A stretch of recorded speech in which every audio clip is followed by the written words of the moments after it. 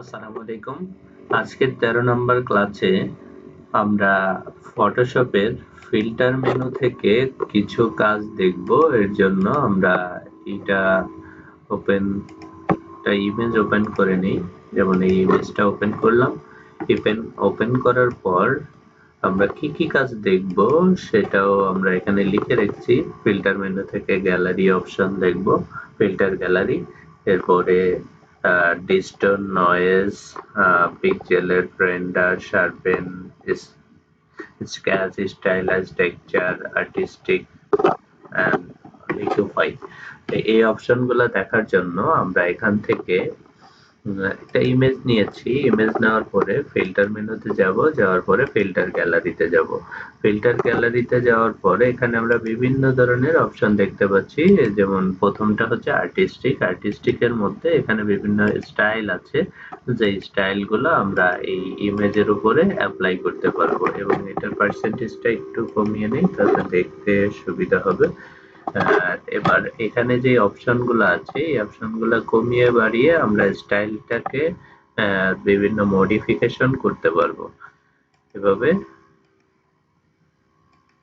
দেখেন এই যে এটা দেখে মনে হচ্ছে এটাকে প্লাস্টিক দিয়ে মোড়ানো একটা ইমেজ। এরকম আমরা এটাকে কম বেশি করে নিজের মতো করে করে নিতে পারি। প্রত্যেকটা ডিজাইনই এখানে সুন্দর ডিজাইন। আমরা চাইলে এগুলা ইমেজের উপরে অ্যাপ্লাই করতে পারি।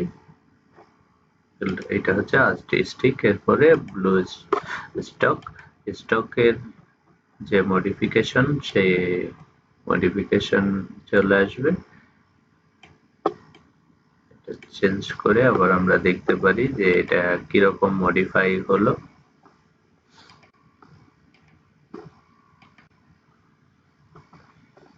এরপরে আছে ডিস্টরের মধ্যে বেশ কিছু স্টাইল আছে। আমরা একটা কালার নিয়ে রাখছি,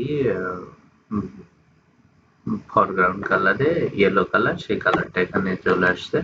এবার এটা হচ্ছে গ্লাসের মধ্যে ইমেজটা আটকানো থাকলে যেরকম একটা শেপ আসে ওই ধরনের একটাই। আমরা এটা বাড়িয়ে দেখতে পারি যে ঠিক এটা মনে হচ্ছে দেখে যে এটা একটা গ্লাসের ইয়ের মধ্যে আছে। এবার এটাকে একটু চেঞ্জ করে আমরা দেখতে পারি গ্লাসের যে ইফেক্টটা সেটা কেমন দেখায়। এভাবে প্রত্যেকটা ইফেক্ট আমরা চাইলে আমাদের ইমেজের মধ্যে, এটা মনে হচ্ছে রং তুলি দিয়ে বা পেন্সিল দিয়ে একটা স্কেচ করা ইমেজের উপরে সুন্দর করে। এরকম স্কেচ অনেক সময় আমরা অনেক কষ্ট করে সারাদিন ভরে বসে এগুলা তৈরি করি, কিন্তু এগুলা ফটোশপের মাধ্যমে খুব ইজিলি একটা ক্লিকের মাধ্যমেই এই ডিজাইন গুলা বা এই স্কেচ গুলা তৈরি করা যায়। এখান থেকে আমরা দেখতে পাচ্ছি হালকা একটা স্কেচ চলে আসছে। এটা যে কোনো ধরনের ইমেজের উপরে অ্যাপ্লাই করা যাবে এই স্কেচটা। যে মনে হচ্ছে এটা একটা ডিজাইন। স্কেচ গুলা আমরা এই স্কেচের এখান থেকে করতে পারি। স্টাইলাইজের এখানে স্টাইল আছে, এটাও অ্যাপ্লাই করতে পারি বিভিন্ন জায়গায়। এরপরে টেক্সচারের এখান থেকে আমরা টেক্সচার অ্যাপ্লাই করতে পারি। টেক্সচারের ডিজাইন গুলো ওই যে এখানে এই অপশন দিয়ে মডিফাই করে নিতে পারি বিভিন্ন ভাবে। এবং এটাকেও যদি মডিফাই করি,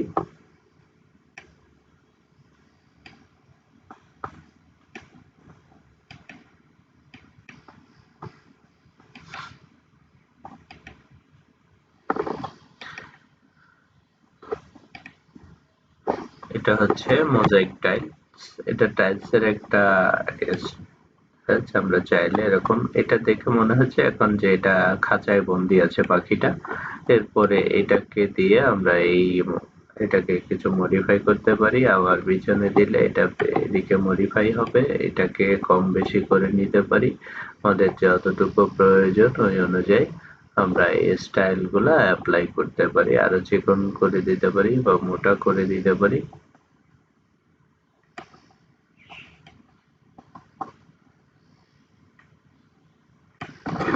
এখন একটা টাইলসের স্টাইল চলে আসছে।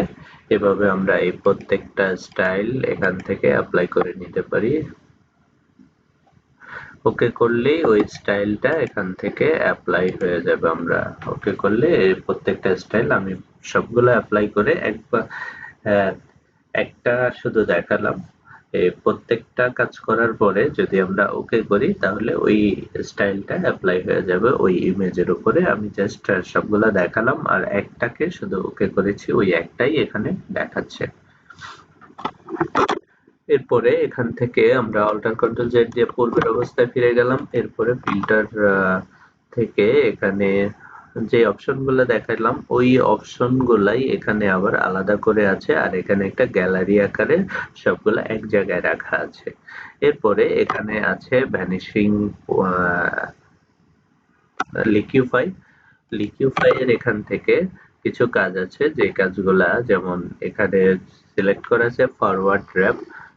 যদিও এটা আল্লাহর একটা সৃষ্টি, এটাকে আমরা মডিফাই করা ঠিক হবে না, তারপরেও আমরা এটাকে জাস্ট ওই টুলসটার কাজ দেখার সুবিধার্থে একটু চেঞ্জ করে দেখাচ্ছি।